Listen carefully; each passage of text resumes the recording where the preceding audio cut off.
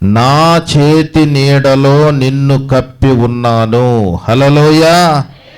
దేవుని భద్రత నీవు కలిగి ఉండబోతున్నావు.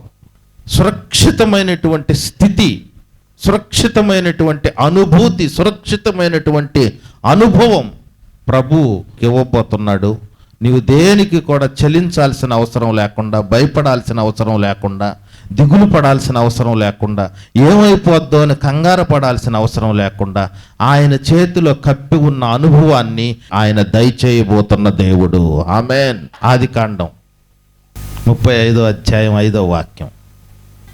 వారు ప్రయాణమై పోయినప్పుడు దేవుని భయము వారి చుట్టూనున్న పట్టణముల మీద ఉండెను గనుక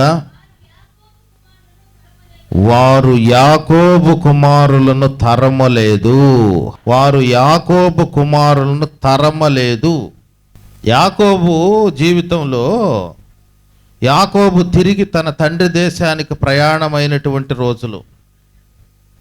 లాబాను తరుముతున్నాడు. అటు ఏశావు ఏం చేస్తాడో అని యాకోబు భయపడుతున్నాడు. ఒకవైపు వెనక లాబాను తరుముతుంటే, ఇంకోవైపు ఏశావు ఎక్కడొస్తాడో అని భయపడుతుంటే, ఈ మధ్యలో యాకోబు పరిగెస్తున్నాడు. యాకోబు భయపడుతున్నాడు, ఏశావుని గురించి భయపడుతున్నాడు.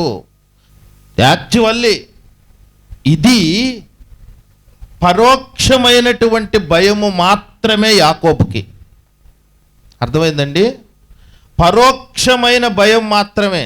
ప్రత్యక్ష భయం ఒకటి ఉంది.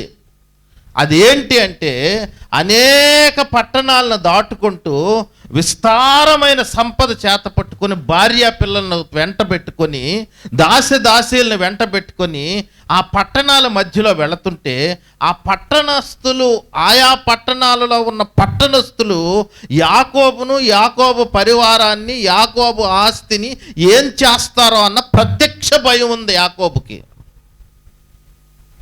దేవుని చేతి నీడలో కప్పబడిన వారి జీవితాలలో కలిగే ఆశీర్వాదం ఏంటంటే, ప్రత్యక్షపు భయాన్ని దూరపరిచే దేవుడు ఆయన. ఆమేన్.